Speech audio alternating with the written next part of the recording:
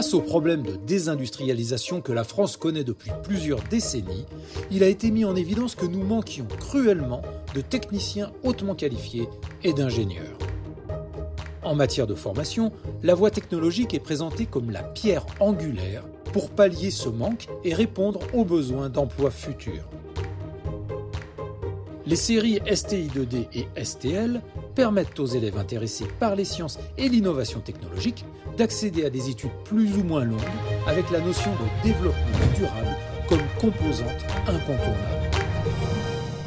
On va prendre en compte les problématiques modernes, notamment de l'environnement, du développement durable et finalement de la pérennité de notre société et de notre mode de fonctionnement. Au sein de cette filière, ces aspects-là, donc les 3 volets, je rappelle, qui sont le volet social, le volet environnemental et le volet économique, sont au cœur de toutes nos activités, que ce soit des activités d'études ou des activités de conception. Donc là, j'ai mis les 2 ondes sur le même zéro. Ce qui est bien aussi dans la matière, c'est le 2D, qui est développement durable. Du coup, tout ce qu'on fait, ça va revenir à tout ce qui est pollution et tout ce qu'on va utiliser comme matériau pour faire un objet spécifique. Du coup, il y a cet aspect de l'écologie qu'on n'oublie pas dans tout ce qu'on fait. C'est ça qui est bien. Quelles sont les ressources qu'on utilise, quelles sont les énergies qu'on consomme, comment faire pour en consommer le moins possible.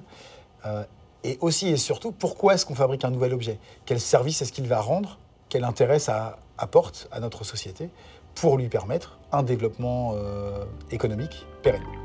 Les problématiques liées au développement durable, par définition inhérentes à la série STI2D, sont aussi prises en compte en STL, sciences et technologies de laboratoire, que ce soit au lycée ou plus tard dans le cadre des études post-bac, comme le BUT de chimie. On essaye au maximum de proposer des TP en utilisant des voies de chimie douce ou de chimie verte. Aujourd'hui, par exemple, on est en train de faire du verre par chimie douce. Donc normalement, le verre, ça se fait dans l'industrie en chauffant du sable. Il y a une autre manière de le faire par polymérisation, donc en voie beaucoup plus douce où on chauffe beaucoup moins, et c'est ce que les étudiants sont en train de faire aujourd'hui.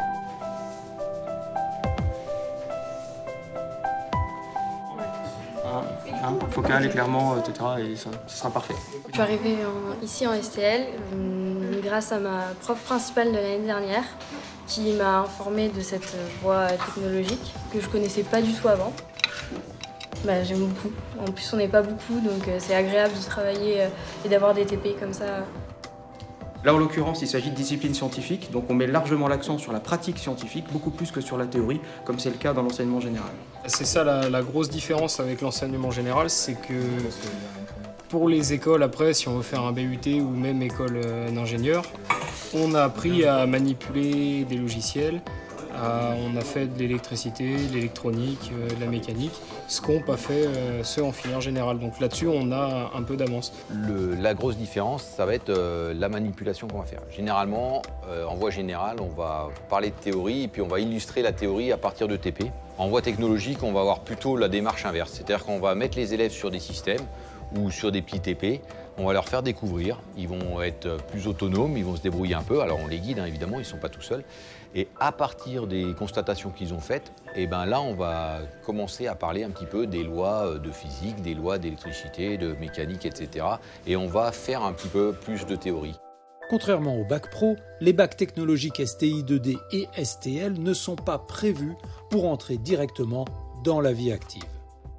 Entre les BTS, BUT, universités, voire classes prépa pour accéder à des écoles d'ingénieurs, de nombreuses possibilités d'études supérieures s'offrent aux nouveaux bacheliers.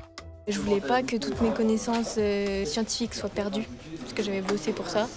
Du coup, c'était le seul BTS qui alliait un gros bagage scientifique avec de la mécanique. On peut complètement, à partir d'un bac technologique, accéder à une voie d'ingénieur. Ça ne ferme pas du tout les portes. On a même des places réservées dans la majorité des écoles. Je vais être ingénieur en informatique, en réseau et tout ce qui touche ces domaines-là. La voie technologique est une voie tout à fait adaptée. À l'IUT, on recrute beaucoup d'étudiants qui viennent de voies technologiques. Ils s'intègrent très bien parce qu'on fait beaucoup de travaux pratiques. Il y a aussi de la théorie, mais la voie technologique est tout à fait appropriée pour continuer en DUT. J'aimerais bien finaliser mon BUT, réussir et après peut-être faire un master si j'en ai les capacités. Sinon, j'aimerais bien rentrer dans le monde du travail tout de suite et poursuivre pour être assistante d'ingénieur chimiste. J'aimerais bien être dans le développement durable, la chimie verte, tout ça, pour le futur, l'environnement.